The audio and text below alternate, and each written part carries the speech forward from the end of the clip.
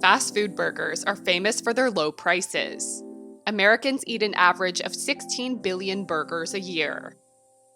The most iconic burger chains in the world, McDonald's, Burger King, and Wendy's, all offer their signature burgers for less than $5. But does that low price tag really reflect the true cost of a burger?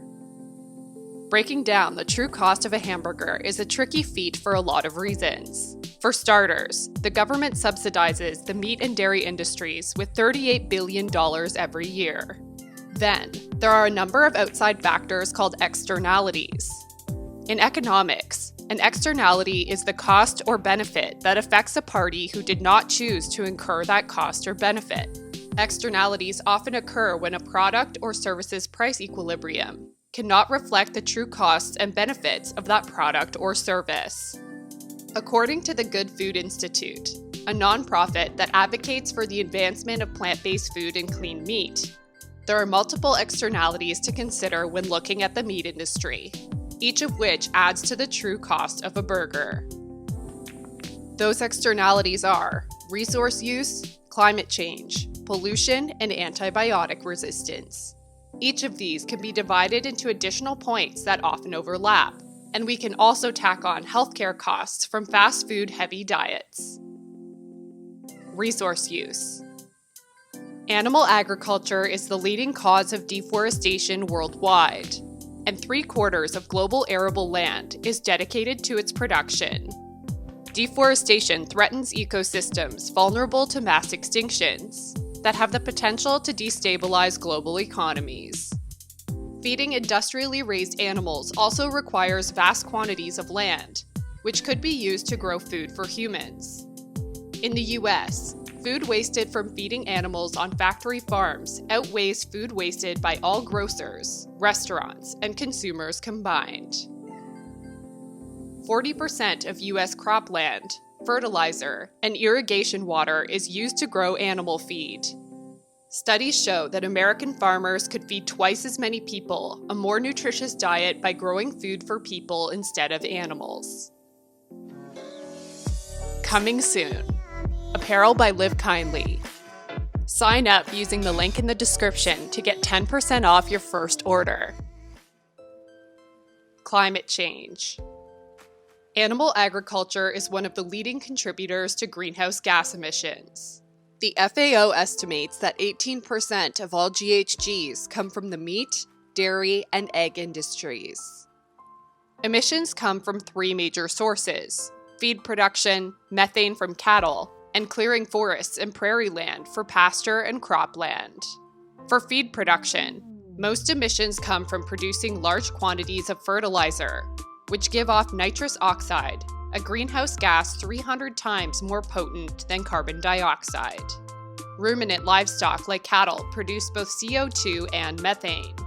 Methane, which has 20 times the global warming potential of CO2, is produced via enteric fermentation, a natural part of a cow's digestive system, which accounts for 25% of all US greenhouse gas emissions. Microbes in their digestive tracts decompose and ferment food, creating methane as a byproduct. Then there's land destruction. When forests and grasslands are cleared for animal agriculture, the carbon stored in the soil, roots, stems, and branches is released into the atmosphere. Globally, land conversion may release as much carbon dioxide as all agricultural production combined, between 9,800 and 16,900 megatons. Trees are critical to the air we breathe, transforming carbon dioxide into life-giving oxygen. According to a study from the Nature Conservancy, stopping deforestation, restoring forests, and adopting good forestry practices would deliver 40% of total emissions reductions through low-cost solutions. The issues are interconnected. Take beef production, for example. It is behind 80% of Amazon rainforest destruction, and the fires that threaten to harm the forests beyond repair. Eu penso na futura geração dos nossos filhos, dos nossos netos, não pode respirar o mesmo ar que a gente está respirando hoje. The Amazon is the biggest exporter of beef in the world. These forests, which supply 20% of the world's oxygen, are at risk of being destroyed due to the human appetite for beef. Its destruction could cause catastrophic changes to the climate, water availability, and food security worldwide.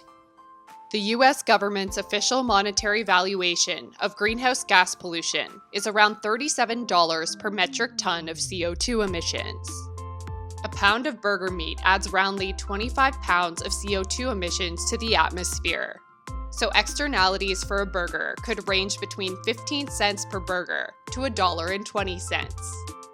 That's not counting the carbon cost of everything else included in producing that burger. Pollution and sickness.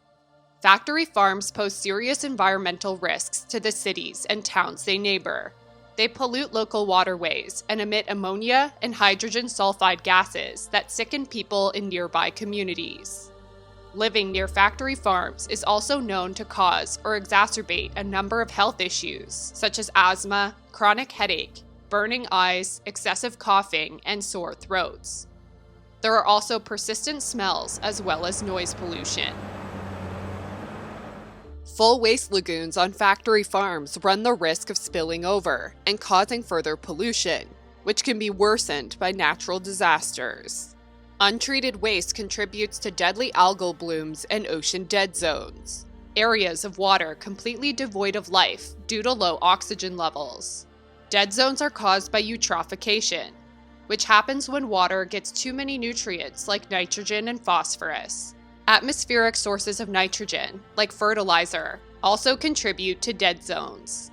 Excess nutrients help phytoplankton, algae, and seaweed grow quickly on the ocean surface. They blanket the ocean surfaces, preventing sunlight from reaching other ocean plant life that marine animals depend on for food. Populations of shorebirds and animals like sea lions that rely on fish for food also suffer as a consequence. Once they move east in the lake, die and sink to the bottom, they're decomposed by bacteria. But as this decomposition happens, they suck oxygen out of the bottom waters. And so they can have an impact on fish populations and some of our critters that live at the bottom of the lake because it's depleted of oxygen. Algal blooms, also known as the red tide, are not only bad for marine ecosystems, but also for humans. Filter-feeding shellfish like mussels and oysters absorb the toxic microbes found in blooms and can cause shellfish poisoning. Fertilizer causes sickness in other ways. Untreated manure spread over crop fields can cause disease like E. coli, norovirus, and salmonella. Over the past few years, romaine lettuce contaminated with E. coli, caused by manure-contaminated water, has sparked discussions around food safety. But contaminated animal products are more deadly, directly responsible for 52% of all foodborne illnesses in the US. Manure contamination sends 30,000 Americans to the hospital and kills hundreds every year. Antibiotic resistance. Current livestock rearing practices cause the antibiotic-resistant bacteria crisis. Antibiotics are a staple of factory farming. Housing thousands of animals under one roof is a breeding ground for infection and disease. On the average chicken farm, birds have less than 1 square foot of room to move. Beef cattle are raised on feedlots, where they have no room to graze. Intense confinement leads to unsanitary conditions, and antibiotics are routinely administered to animals, regardless of sickness, to prevent outbreaks. Antibiotics also help farm animals grow faster on less food, so the factory farming industry can make more money with less effort. The heavy antibiotic use on farms can turn animals into disease factories for deadly microorganisms, like Staphylococcus aureus, MRSA, which is resistant to some of the most common antibiotics: methicillin, amoxicillin, penicillin, and oxacillin. This has significant repercussions for human health. 1 in 5 resistant infections are caused by food or animals, according to the CDC. Bacteria spread through animal products, the factory farm itself, contaminated food prep surfaces, and even produce. Research estimates that resistant bacteria could cause as many as 10 million deaths annually by 2050. Health. Fast food burgers are high in fat, salt, and calories. On average, Americans get more than 11% of their daily calories from fast food alone. 44.9% of adults between 20 and 39 eat fast food daily. Diets heavy in red meat are linked to a number of chronic health conditions, such as heart disease, high blood pressure, type 2 diabetes, obesity, and certain forms of cancer. According to a 2018 CDC report, chronic diseases cost the healthcare system $190 billion per year. So, what's the true cost of that burger? The true cost is tough to pin down, but astonishingly large. When you break it down, fast food burgers should cost far more than $5 for their effects on the environment, health, and animals.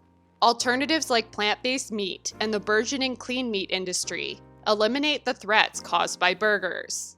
For example, it takes 58 gallons of water and 41 square feet of land to make 1/4 pounder beef burger. A vegan Beyond Burger calls for 99% less water, 93% less land, and 90% fewer greenhouse gas emissions. A 41 square foot plot of land can make just one beef burger for every 15 Beyond Burgers. Compared to 80 milligrams of cholesterol in a traditional Burger King Whopper, the Impossible Patty has none. Beyond Meat is one of several next-generation vegan burgers on the market now. They look and taste like the real thing, and they've attracted a whole new flexitarian consumer base. With vegan burgers becoming more readily available in mainstream restaurant chains, it's now easier than ever to make the less costly choice for the planet, health, and animals. So, what's the real cost of that burger?